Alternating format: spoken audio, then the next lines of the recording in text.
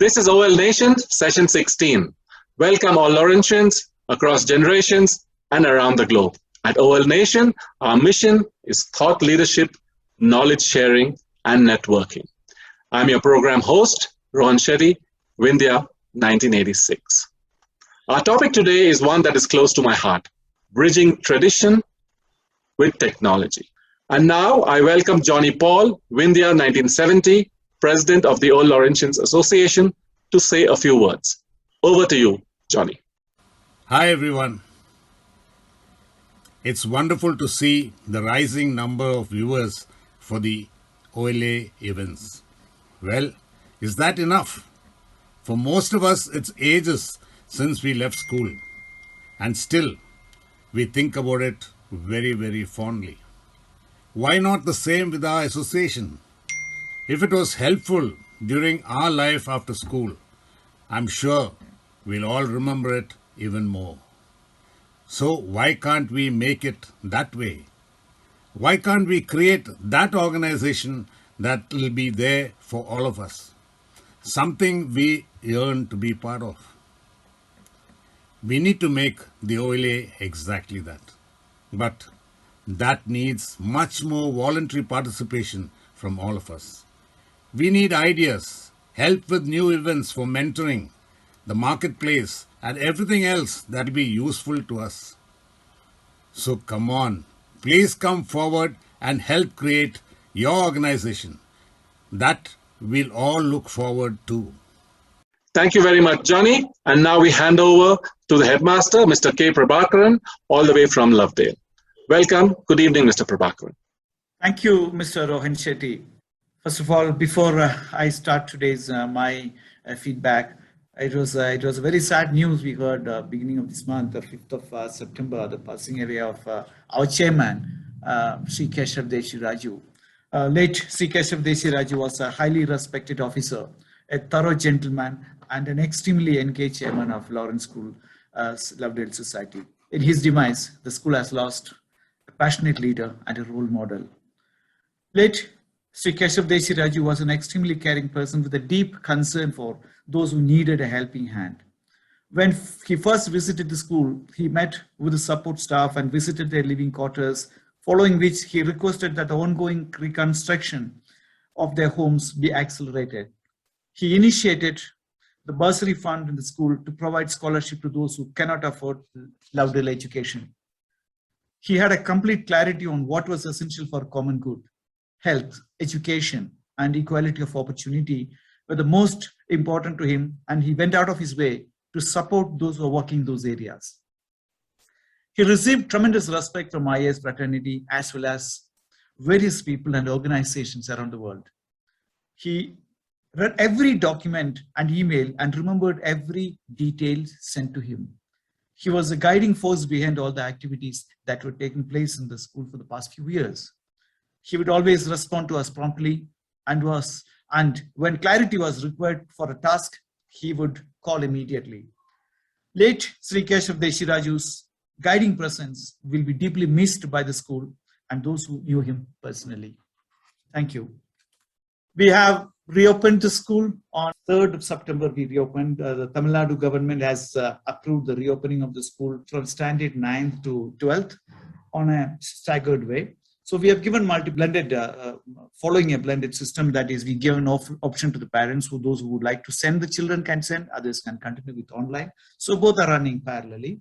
We have about 58% of students back, and the next window is next week, first week of next month we are going to start. School is slowly limping back to normal, and children are very happy. Though due to COVID protocol, the physical activities, sporting activities are limited, but we are doing the best we can with whatever limitations we are going through because of this pandemic situation. And we also met last time, celebrated, myself and Basu was there, Mrs. Eno's 100th birthday. That was something very good, and a whole lot of old Lawrencians came. And also the fact is that the platform of OL Nation has been OL Assembly as well as OL Nation by the old Lawrencians has been a great success. every areas in website and social networking sites, as well as in Instagram. It is catching up well. So I must congratulate the team, Rohan Shetty and other OLs who has been working and getting this type of a companionship, camaraderie through an online platform. And from our side, from school side, we are very happy to be part of it, and definitely will be in touch with you. Thank you. Thank you very much, Mr. Prabhakaran. It's always good to hear from you. And now we have Kalpana Kuttaiah PAN 1980 from Atlanta in the US. Welcome, Kalpana. Over to you. Thank you very much, Rohan, and hello, everyone. Welcome to this session of OL Nation. We have for you, as our speaker, Ranjit Makkuni, and he will be in conversation with Joseph Chakola and Elizabeth Zachariah. Joseph Chakola, Sumeru 1976, also known as Jack, is from a business family and is also the vice president of the multinational insurance company. He's a passionate golfer who has been an official for the Guangzhou and Doha Asian Games. He administered the Indian Golf Union's junior program in South India. 3 of the golfers representing India at Tokyo Olympics were from his program during his tenure. A family of old Lawrencians, his wife Rachel, batch of 1977, is a garment designer. His son JJ, batch of 2002, was India's #1 amateur golfer and a silver medalist at the Doha Asian Games, and today has his own golf apparel company. His daughter Rahel, batch of 2007, is a senior executive at PayU.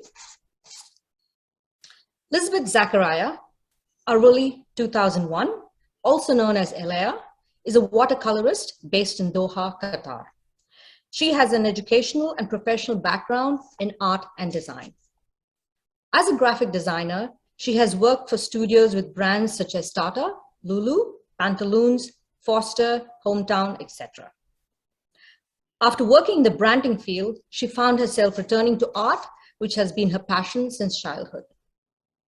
Having grown up in a family of entrepreneurs, she has decided to turn her passion into a business, which led to commission work, workshops, and teaching. She particularly enjoys architectural backgrounds and traces her love for drawing old buildings to her school days at Lovedale. And for our speaker today, we have Ranjit Makkuni, Sumeru 1976. He's a musician, multimedia researcher and designer, and the honorary director of the Sacred World Design Laboratory, where he leads research in cultural computing and design. Prior to this, Ranjit spent 2 decades at Xerox PARC, where he pioneered multimedia computing interfaces and learning applications. Through his museum works, the Crossing Project in Benares, the Eternal Gandhi, Planet Health and Goddess, Ranjit brings to life the authenticity of traditional cultures, ideals on primal ecology, learning, and healing that are simultaneously contemporary. Ranjit is also the leader of the Mahamaya Experience jazz rock band, which represents some of the most hope-filled and richly intricate music emancipating from Southeast Asia. With these introductions, I will hand you over to Jack to take us to the rest of the sessions. Jack, Eleyah, and Ranjit, thank you for being on this session of OL Nation with us. Thank you. Thank you, Kalpana. So Ranjit, let's get to you. You've been dabbling with art, sculpture, music from your school days, and especially from junior school, you've been doing this. And now 45 years later, we see you as a trailblazer in these fields. Tell us something of what you've done in the last 45 years, because all the Lawrencians and especially your batchmates want to know what you were up to. From Lovedale, I went on to IIT. And from there, I went on to UCLA, where I designed some of the first CAD sculpting tools. Xerox PARC hired me to figure out the interface between design and computing. And there I pioneered gestures as a means of interacting with computers. So if I had waved, the computer would know the gesture or the diagram of waving, and it would take an appropriate response. You should remember that this was a time when the world was essentially text-based and the world was still steeped in text literacy. So it's in this text context that I created the non-textual gestural interfaces and multimedia. in this age of text, we started involving videos, we started involving images, and that was the birth of multimedia. In parallel, to help the Dalai Lama, I wanted to use multimedia technology to capture Tibetan culture. And this led to a project known as the Electronic Thangka at the Asian Art Museum. The government of India heard about this work and invited me to bring multimedia computing to document a love poem of the 12th century known as the Gita Govinda. There I was in India, and I fell in love with the beauty of India and the beauty of Asia, and I kind of never went back. So I stayed in India and did a project known as The Crossing, which is documenting the traditions of Benares, seen as a mythological site, a site of learning, a site of healing, a site of transformation. We stayed on to build some of the most early mobile computing systems, the first e-books, the first augmented reality system, and various kinds of devices. Ours, I might mention, was the first call to humanity to save the Ganges River and focus on ecology. So I went on to designing the Gandhi Multimedia Museum at the site where Gandhiji was martyred. And this project led us to all kinds of discussions on the interesting question of how do we save our villages. From there, we went on to designing the Planet Health, the world's first walk-in dictionary providing health for all, and providing a vision to preserve our traditional intellectual property before we lose our health heritage. The next project was a series on the sacred feminine and the goddess, the first of which is relating goddess to music. Through these projects, we created many tech firsts in India as well as Asia.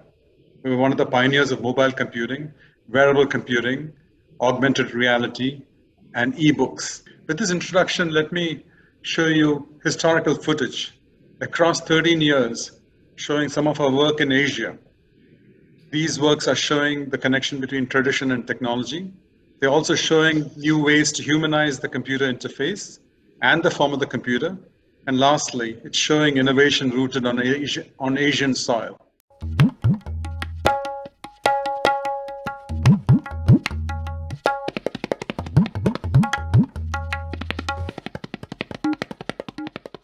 इसके बारे में कुछ जरा बताइए हमें कि क्या क्या लाए हैं आप हमारे लिए? I can speak in English, right? You can speak in English, go ahead. yes, of course. Basically, I'm from Xerox's Palo Alto Research Center, California, Palo Alto. We were responsible for some of the early innovations relating to computing, including the personal computer itself. Over the recent couple of years, we've been excited by India. And the traditional argument of India is that it's an exciting knowledge economy and whatnot. But what excites us here is how can we use Indian artistic and cultural talent to design modern technology. The crossing is the title of this project. Crossing comes from the word Sanskrit word tirtha, to cross over, as in a crossover to crossover into a space of learning and transformation. The crossing is developing a multimedia experience exhibit as well as media to showcase some of the dimensions of sacred geography of Benares. Benares seen as a site of learning, transformation and healing. So let me just talk to you a little bit about what are these kind of paradigms. These are paradigms which are calling the living documents, because we're thinking of the this kind of form of computer, which has a a screen and a typewriter. This was based on an innovation which we created 30 years ago, and we are now going post this form. Rich as the images on this kind of screen are, this has actually disembodied the learner. We've become a culture of button pushers. Right.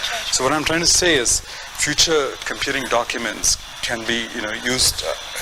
We could design better and richer documents in which we can employ our crafts, employ our body-friendly technology, so that this form relates to the form of your hand. Oh, I see. So instead of these little square-like computer structures, we now black have and beige computers. Yeah, which is done. You've now made it so artistic.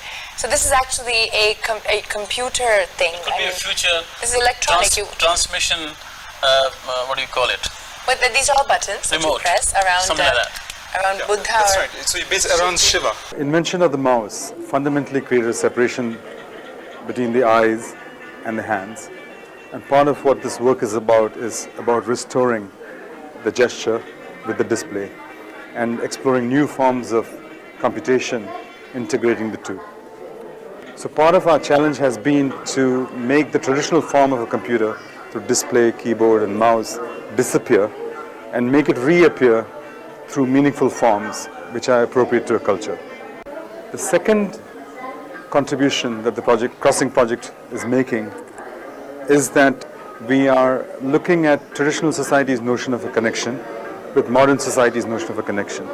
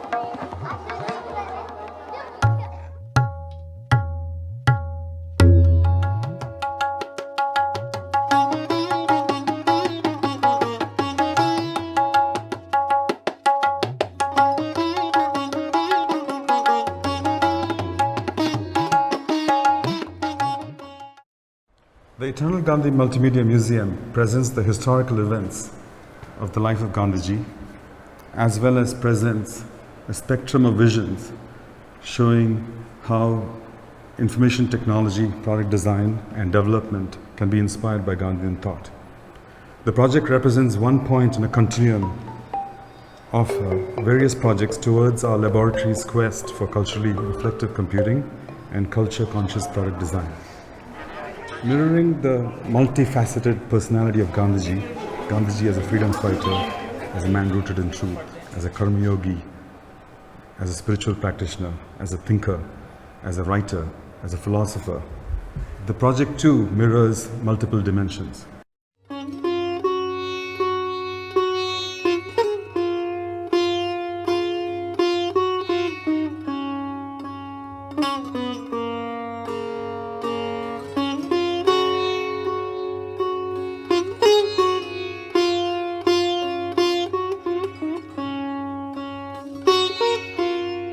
When we began to explore Gandhi's life to present him in his diverse aspects, we asked ourselves one basic question.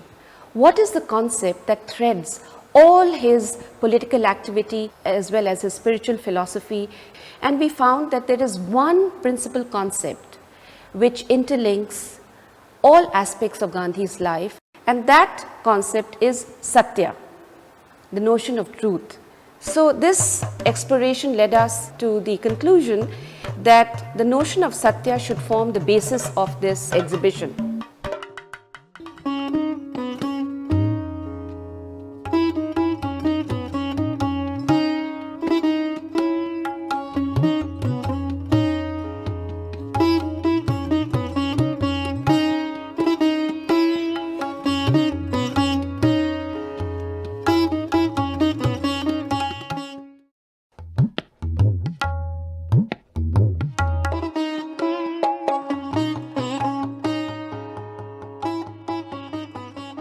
We at the Sacred World Research Laboratory are exploring new designs and technologies to enable freedom.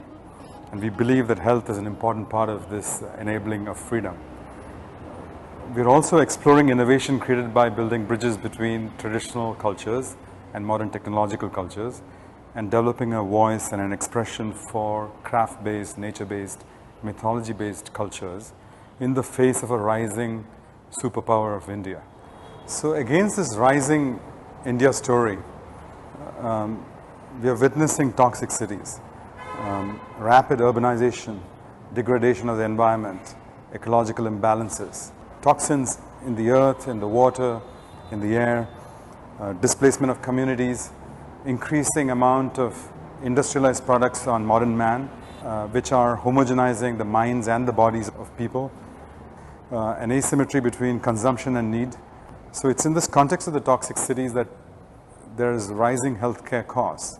And Planet Health exhibition is an attempt to go back into culturally rooted health and looking at cheap, low-cost, ubiquitous health practices that are non-invasive, that are nature-based, which is readily available for anyone who wants to achieve health and in turn freedom.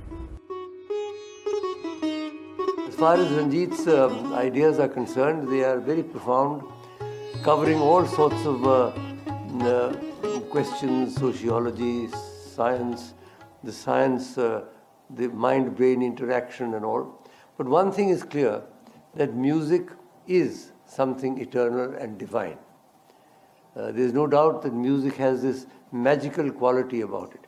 Sri Aurobindo in one of his poems has a marvelous line, all music is only the sound of his laughter.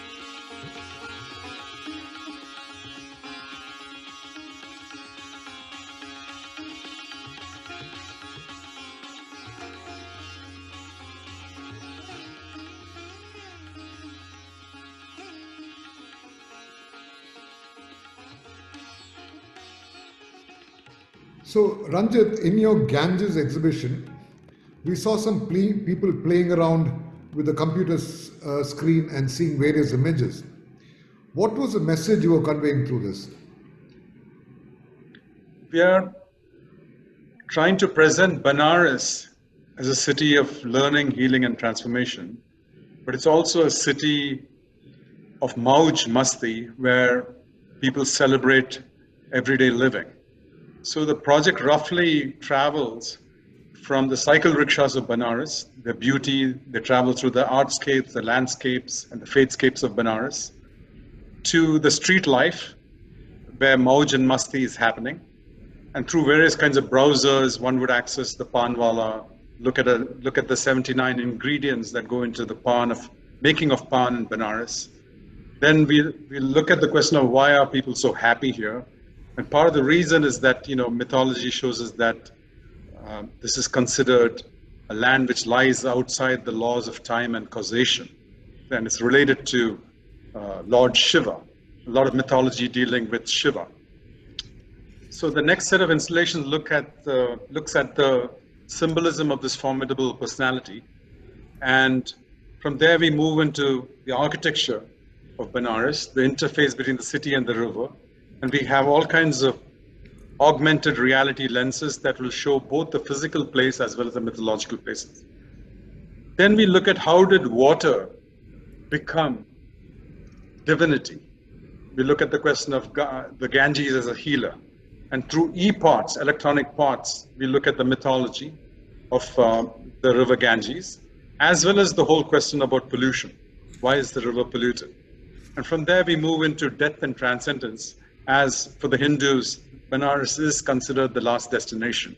And then we look into the question of who dies, what dies, do we die at all? And then through this understanding, possibly we will cross into the learning, healing, and transformation. Ranjit, your Gandhi exhibition, you've used the chakra in the exhibition and integrated with technology. What is the significance of this chakra in the Gandhi exhibition with technology? Basically, what you're describing is actually the transformation of a Buddhist symbol, the chakra, the Dharam chakra, setting into motion the wheel of order, okay? And Gandhiji took this symbol and brought it down to a socially transformative tool called the charkha, okay? And this is not just an ordinary political tool, it is a symbol of liberation, because Gandhiji wanted us to know that we need to author and produce the products of our consumption. So you weave the cotton, stitch your clothes, and if you extrapolate this, you build your architecture from materials around you. And if you extrapolate this further, this is about localization and not globalization. And he wanted an economic model for India where villages would benefit and be sustainable. So that is the symbolism of the charkha. We also see you walking around the museum with Dr. Karan Singh at the with art and technology written all over it. Can you give us some details of some of the exhibits there for those of us who are uninitiated in these areas? So the Music and Goddess project is looking at the sciences, the arts, and spirituality of music and their reflections in goddess images all across Asia. So we start with the science of wave and vibration and go on to looking at the first instance where the woman's form is tied to music, and this we find occurring in the Rig Vedas. This goddess in the Rig Veda is known as Vagdevi, who becomes Saraswati, and the goddess Saraswati travels all across Asia, from Myanmar to Laos to Thailand to Bali, and we look at the transformation of the goddess across Asia. That's at another level. Second, we look at the lute, the sitar, the veena, and various kinds of stringed instruments as extensions of the goddess. So there's a whole concept of magic strings. So you will see a lot of people touching instruments and playing those instruments. There are also many old and new instruments. The new instruments allow people through waving their hands to play tabla bowls or turning a wheel to understand cyclicity of the rhythm in Indian thought. Or you can compose a raga by arranging tuned bowls in a circle. So there's whole concepts of, automatic phrase generators of ragas, which are embedded in some of these technologies. What it does is it allows ordinary people to enter the skill space of a musician and feel exalted at that skill space. Then there's a whole section on the 5 elements and how these are related to musical instruments as well as music. So there are earth instruments, there's the Indonesian gamelan, which are metallophones. There are all kinds of mouth organs and saxophones and Chennai type instruments. There's forests where you can actually speak to the trees and the trees would reply. And then there's the 5 elements dealing with music as well as dealing with instruments. And all of this lead us to planting a vision for modern man to scale back from the chains that envelops us, step back into the solitude of music and calm down and be prepared for the change that is happening around us. That's in a nutshell the Music and Goddess project. Thank you. So Ranjit, you started your career with Xerox PARC, which was the seedbed for what we see today on screens and what we take for granted today. You were there in their golden years. So tell us about your life at Xerox and what you did there. You mentioned part of it earlier, but give us some more details. So PARC was responsible for many of the innovations relating to desktop computing. As you know, in the 70s and the early 80s, or when I went to IIT, the computer was as big as a house. They reduced this whole thing onto the desktop. That's a major, major, major contribution. They created the idea of a screen where you can actually draw on or see your text, or just like you're seeing your video. That is a major, major innovation. You could point at that screen. That itself was a major innovation. So it was a hotbed of some of these ideas which provided the platform for what you take for granted today. Yeah. I joined the group that was developing something known as the Diana book, which is the rough equivalent of what the laptop is today, but except that it was done in the 70s.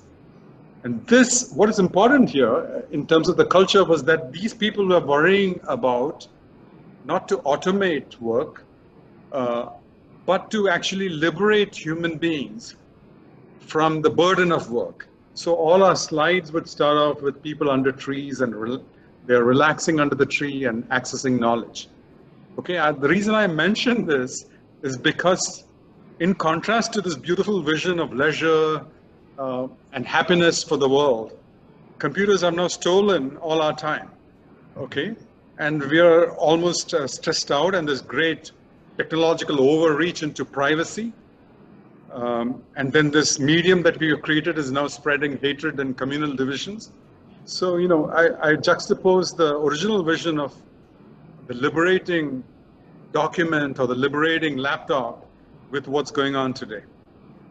In any case, it was a great place with the great researchers, all idealists looking at ways of, you know, liberating humankind. Right. Wow, Ranjit, that was amazing. So in that same light, in the moment where science and technology are being pushed as the only way to make a difference in the world, how do you see art and art practices as crucial to project human life, past, present, and future? So as the world is spiraling into the future with new technologies, and these new technologies deal with AI, genetic technologies like life extension, renewable energy, robotics. It'll be pretty interesting to see robots serving chai on Banaras soon. Okay, so building bridges between technology and tradition have been important, but I think it's more important now. And arts as an activity has always functioned in parallel with developments in science and technology, because reason and rational determinism alone cannot provide happiness or well-being. So now coming to the practice of art, and as artists, now I'm speaking from the artist hat. So on one side, as artists, we show our works in museums, we perform in concerts. On the other side, the practice of the art is actually a great sadhana, it's a journey, it's the sadhana, a long road to reach perfection. In the first case, that is the artist interacting with the market and museums and concerts, the ego plays a very important role of being different from the others. You've got to distinguish yourself from other artists. So there's this whole pressure on you to be individual and egotistical. And that ego, here is ego working for the benefit of identity and individuality. But there's another dimension which is not really discussed, and which is about the process of making art.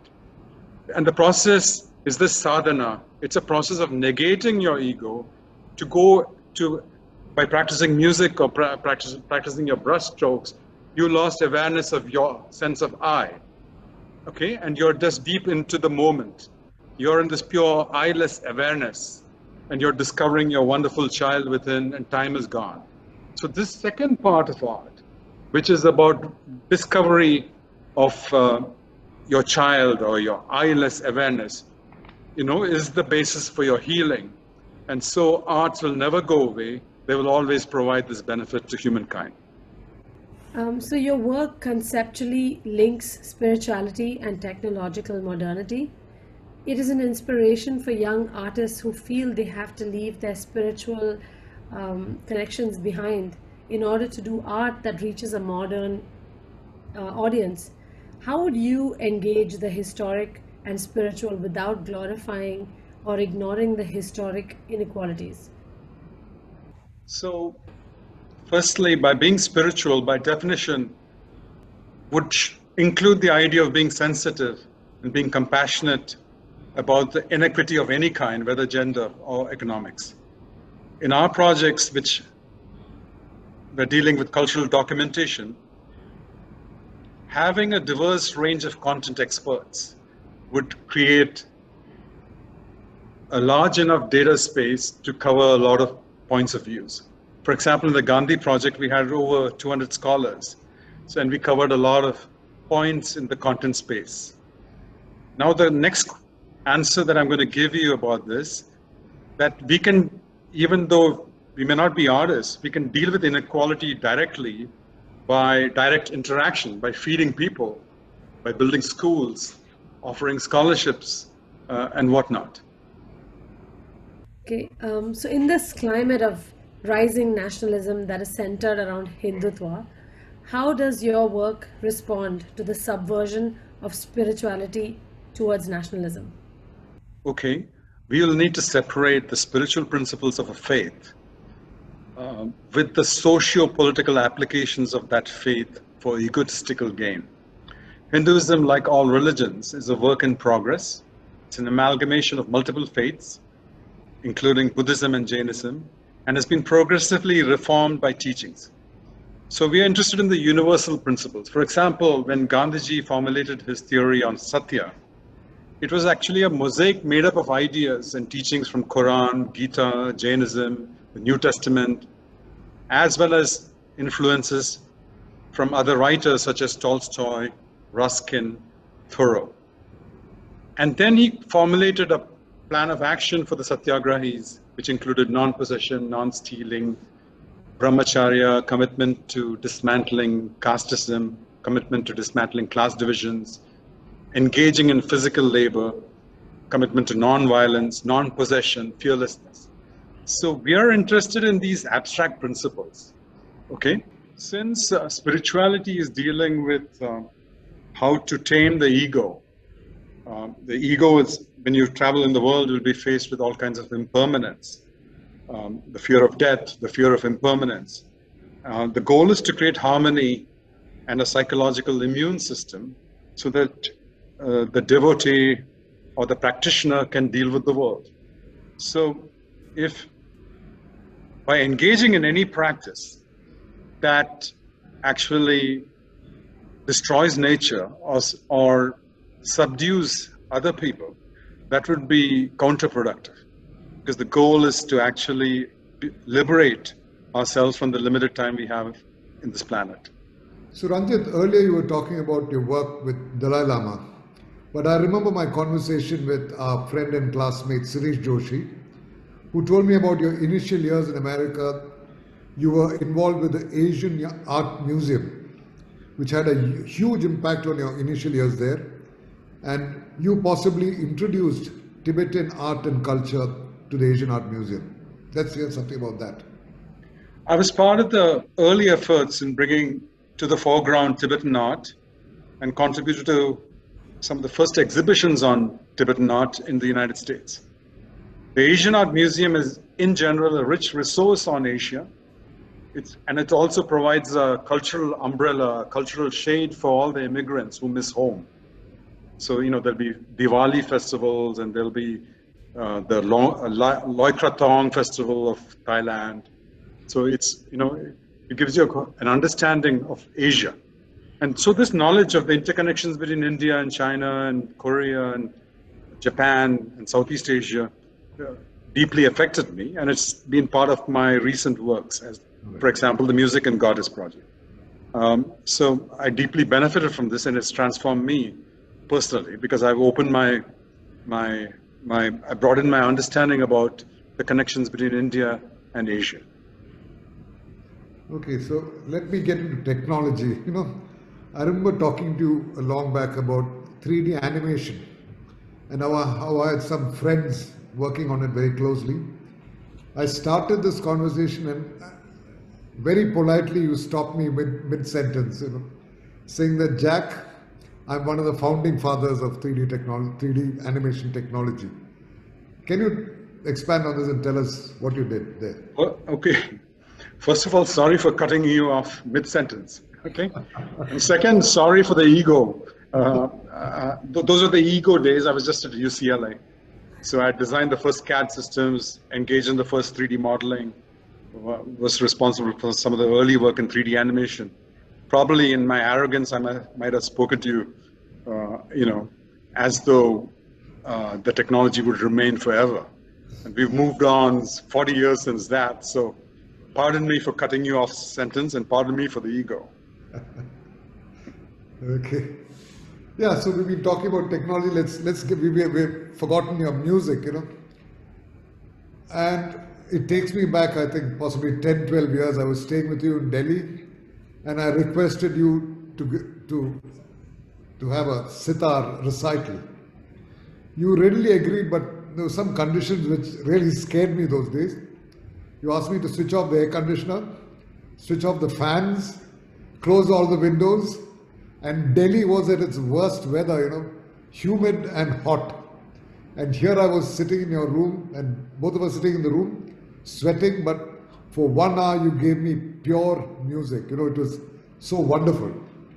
Anyway, then you went on to, later you told me that you went on to do concerts in Paris, New York, and the proceeds from these concerts went to charity, which is wonderful, it's great work. So tell us about these concerts, your experience with the sitar, which you're very good at. Delhi is really humid right now. So it's great that we connect back to that memory. Anyway, as you know, and as everybody else knows, music is nectar from the gods. And I've been very lucky to have a solid training in ragas, as well as learning about jazz, pop, rock, and jazz rock, as well as combining Southeast Asian scales, as well as Latin American rhythms. I have great teachers, and I've stolen from great musicians too. I've stolen riffs and whatnot, so I learned. So all I can say is I've been fortunate. I've been the fortunate recipient of such knowledge. As for my balance sheet showing no income in music, I'm okay with that, okay?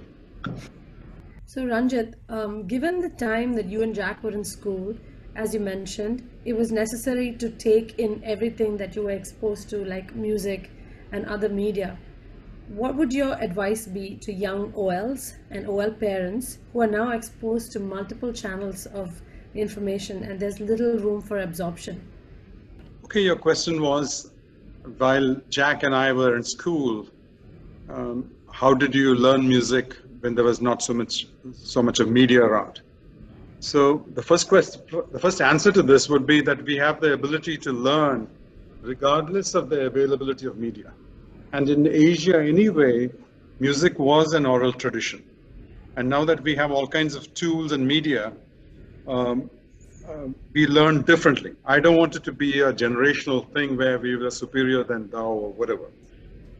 The real question about school was, what were the public music resources available? First of all, there was this church which had an organ, which was really not accessible. Then there was a piano in the large room, which was semi-accessible when nobody was looking. And the only open source, ubiquitously available thing, musical media, was Jan Menon. Jan Menon is our classmate. His cassette player. And through this cassette player, we discovered what is going on in the 70s. And what is going on in the 70s was Jimi Hendrix was redefining the guitar. When I say redefining the guitar, it means not just the hardware of the guitar, but also the software. So he started dealing with amps and feedbacks and, all kinds of things. Emerson was redefining the synthesizer. And, they were dealing with software. The software part of the music then was dealing with feedback, the wah-wah pedal, and all kinds of things. It's more than music. It is a reinvention of some kind of new media and a new form of expression. Now, coming to your second question is, what's my advice to young OLs and old OLs?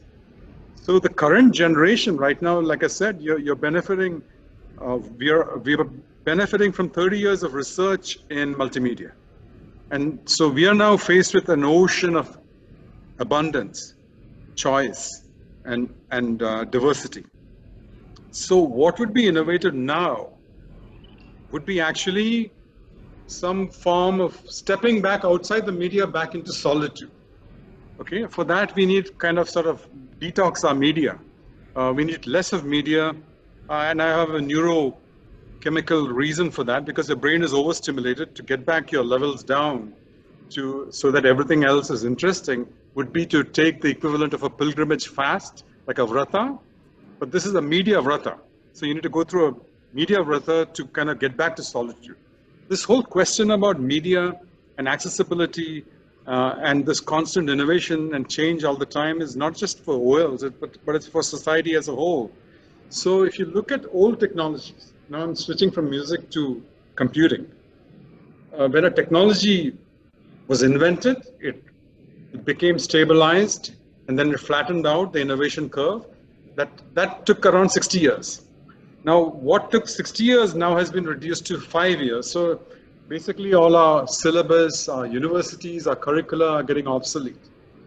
Okay, so the only change, there's so much of change that the constant is actually the change. So that's the reason for us to, kind of switch off from media and get into solitude to brace for the change that envelops us. And also, now I'll come back to music. One way of learning to play a fast melodic passage is to actually slow down. When you're practicing all night and you're not getting the riff, one of the advice that we get is to kind of stop, take a break, drink a chai, come back and play it slow. So we need the equivalent of come back and play it slow in order to innovate. I hope I've answered your questions. I think so. Thank you, Ranjit. Ranjit, also in music, you are very proficient in Hindustani music. And I've heard from various sources that you're one of the few people who can write Hindustani music and also write and compose ragas. I've never heard of this, but I think it's a talent. I've spoken to people, and the only thing I've heard is, wow, we can do that. So tell us about it. Okay, I don't want to take any credits, okay? We believe in the cycle of learning and handing over the learning to the next generation. Okay, so and if the credits to all of this goes to my teachers, really, and the great musicians on whose shoulders we are resting upon right now. So you could be right in saying, yeah, I had the great opportunity and the good luck to study under great masters and the ability to write a new tune every day. And it's through these masters that new compositions are coming. And the invention of being alive every day. Like in computers, we have this Hello World program. It's the first thing somebody writes and the computer says Hello World. So the music taan writing or the music melody writing or the tune writing is the way musicians say Hello World to the universe. So I'm so happy that I've been able to do that and enjoy that. So that would be my answer to this.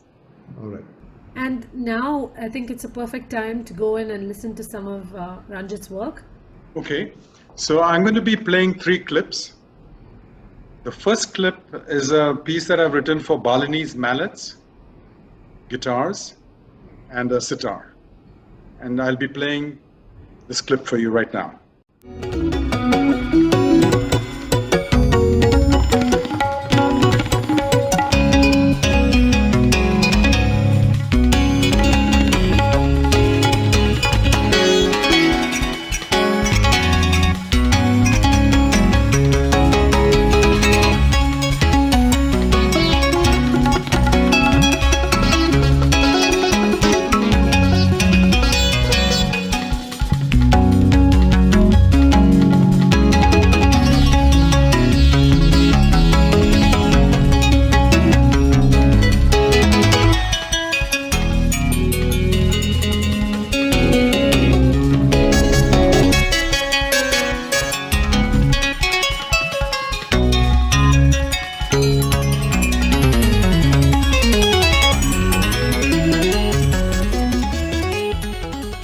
Ranjit, that was interesting, but I think you should now play some rock.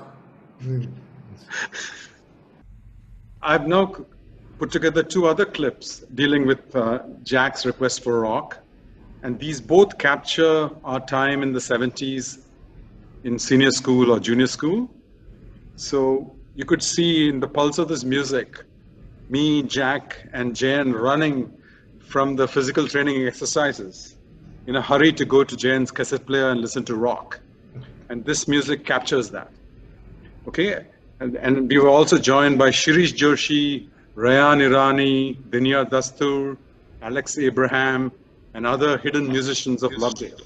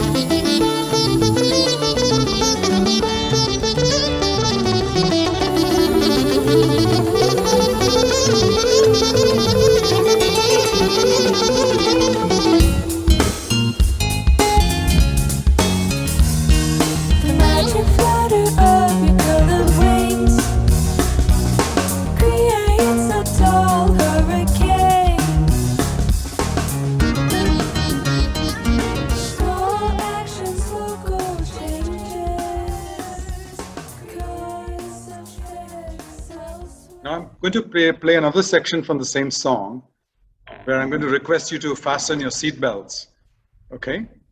Because we're going to levitate from here into the world of rock.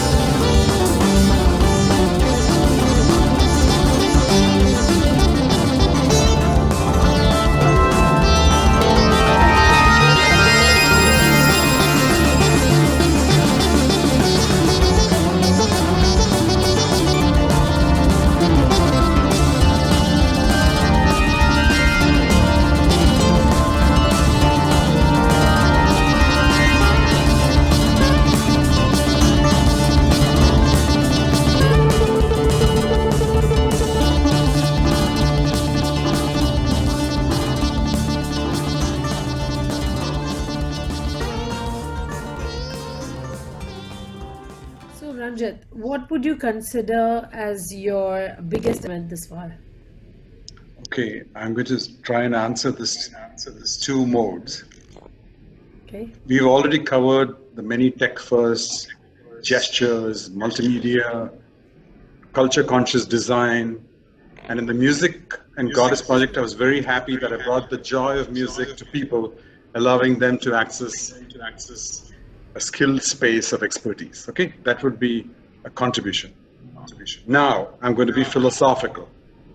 Here, I'm saying it's not my achievement, and I'll rephrase your question as being, how did the universe, through me, and through the learning I had, allowed me to contribute back to the universe?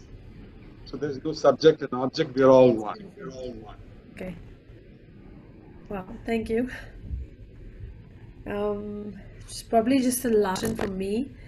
What motivates you to create art and music?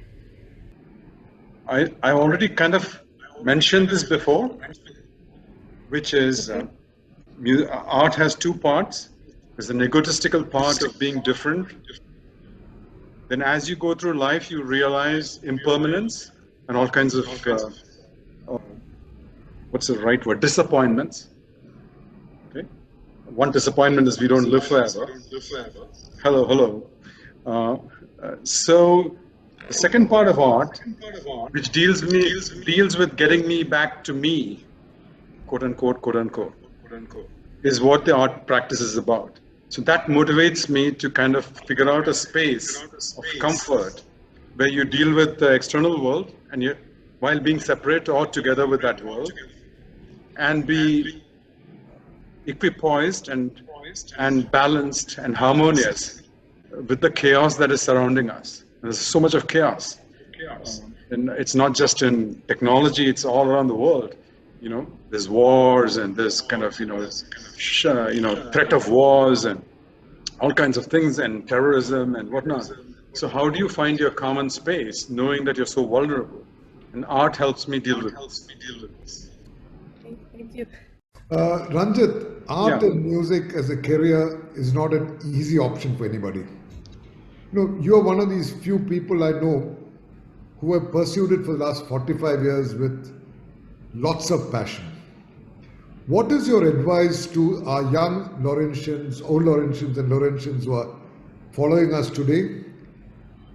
What would you tell them to do in the future if they want to carry on with the same passion which has driven you?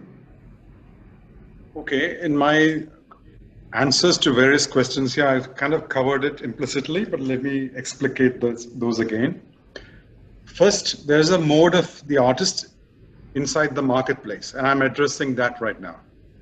Okay, how do you differentiate yourself and have a unique signature which is uncopyable so that you stand out and the market rewards you? That's the first part. Okay, there you need to have a good teacher. Then you need to break out of the shackles of that teacher and teachings and come out on your own. So you are an individual with passion and must have practiced the discipline to a degree of skill. This is where all the business teachings, for lack of a better term, would apply. So your R&D must be great. You would need to have a unique product or a vision for a product that is so unique that there's competition is not there. That's one. This is when the artist is now leading the world, okay? So you're saying my R&D is so unique. Now you need to find collaborators, you need to find a team to build all this stuff if it's large scale, more than one painting or more than one instrument solo. Then you got all these classic problems of marketing, going to museums and saying, hey, look at what I've done, and can you get me a gig or whatever. Then you got all the sales, which you got to balance your budgets and keep your customers happy and customers delighted. So in a business sense, you need R&D, marketing, sales, operations. So this is what I call is the basic platform for any form of expression if you want to succeed. Now there's another question. Art is dealing with personal feelings, personal vulnerability, the vulnerability of Mother Earth, that's a whole different question. And then earlier I talked about, art as a therapeutic model for your own self-healing. So that there the rewards will come to you, done by you, for you. So there's no conflict here, because you're trying to basically become psychologically whole through the practice of art. So and no money can solve this problem. Only you can solve this problem. I hope I've answered your questions. Yeah. So thank you, Ranjit, for all these wonderful things. And now I'll hand over to Kalpana. Thank you very much, Jack, Eleyah, and Ranjit. That has been an awesome session. Great questions, great answers.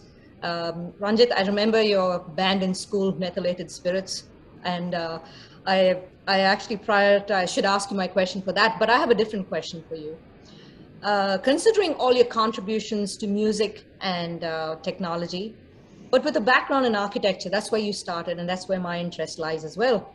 Can you tell us what you would prioritize as in the process of approaching design as in physical space? Okay, so based on my learning with all the narratives I've created for Benares and Gandhi and health, and as well as the goddess and others which I hadn't talked to you today, I would say environmental psychology is the most important thing. So your space needs to talk to you. Now, and it can be a space for healing. This is the stuff we learned from Benares. When you look at the river, you see all kinds of things, you heal. So if your architectural space unfolded like the river Ganges, I mean, I'm talking abstract, not literal drawing a painting on a wall, okay? Absolutely. Okay, as you journey into layers and layers. So it's a space for healing, it's a space for health. Health means it should not add more stress to your life than what stress is already available free, okay? So that relates to questions about windows and doors and, you know, looking at a tree or, you know, looking at let the sun shine in on a cold winter day and intimate nooks and corners of personalization. So how do we personalize? How do you bring Kalpana into your space and not, you know, sit in what you call IMPs or Mies van der Rohe's, you know, very, very strict and austere, technologically looking spaces. So spaces for personalization, spaces for healing, spaces for health, and spaces that talk to you would be my answer. Thank you. Thank you so very much. That's great. I completely agree with you. So I appreciate that answer. Thank you. And now I will call upon Rohan to join us, and we can take it to our last question. Well, thank you. Thank you so much, everybody. So far, so good. And I've got a couple of questions. Let's go with Ranjit. My question to you, Ranjit, a bit different, a bit lighter, is you're sitting on this gold throne. Is that because you feel you're superior to all of us, or was there some other story to that? Come on, in my presentation, I told you about self-ego erasement, remember? And self-effacement. Yeah. So I have no claim to any, you know, feelings of superiority over another being. This came because I saved a monastery in Burma. And I had to, you know, buy some windows and doors. And along with this came the throne. So that's how it is. It's actually an altruistic purpose. Okay, as simple as that. Yeah. Thanks for that. Not to impose my ego over my visitors. Okay. And one question for Elizabeth. You talked about your dad, who was here on this program at the beginning. You know, he was a bit skeptical about your artistic pursuits, but you have more than one artist in your family, right? So it'd be interesting to have a chat with them after this session. But I wanted to ask you a question. Now, you followed your passion at some point, many years, you know, later. And how does it make you feel now? I mean, are you happy? Are you satisfied, fulfilled? Are you challenged? You need to unmute yourself. I think I found a language for my communication, and I feel like I've only begun my journey. I was not connected to the career that I did before, which was graphic design and branding. I was not connected. So for me, I think eventually, even if it was now or 10 years later, I was going to come back to finding my way through traditional art. And I'm very interested in a lot of, in some of the projects that Ranjit was talking about. Planet Health sounds like a very exciting project and something that I'm very passionate about as well. So I don't know where my art's going to take me, but I know it's just a language that I'm finding for myself right now. Thank you, and I hope the young OLs listening there pay attention to her too, huh? And let's talk about Mr. Chakola out there on the center of my screen. So tell me, Jack, what is your passion now? Was and will be golf. Okay, so I think you know that's a signal for a future session at some point down the line, right? Okay. Anyway, I think Eleyah and Ranjit, thank you so much, Kalpana and Rohan, for organizing this whole thing. You're welcome. Before we end, I think Ranjit, with all your spirituality pumped inside, all the spirituality pumped inside all of us, I'd like you to play some good music where we can all hold hands and pray for world peace. Let's end the session with that. Thank you. I think we should all now breathe very deeply. Take an in breath to the count of 4. 1, 2, 3, 4. Hold the breath for a count of 4. 1, 2, 3, 4. Now release it through the other nostril for a count of 8. 1, 2, 3, 4, 5, 6, 7, 8. Now raise your hands and reach out to your neighbor, reach out to your panelist, reach out to Rohan, reach out to Kalpana, reach out to Rashid, and reach out to all the behind the scenes crew and pray for work.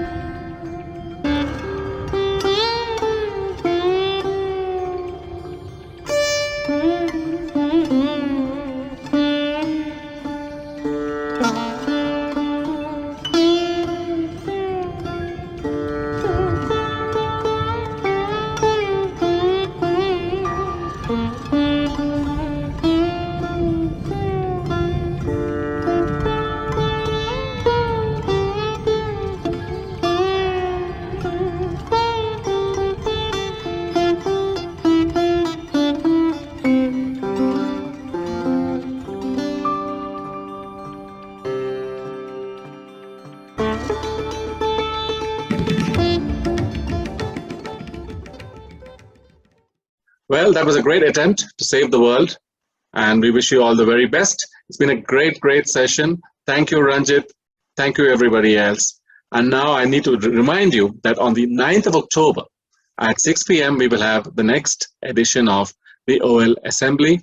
Do tune in and follow our OLA social media channels on Instagram, on Facebook, on LinkedIn, on Clubhouse, Twitter.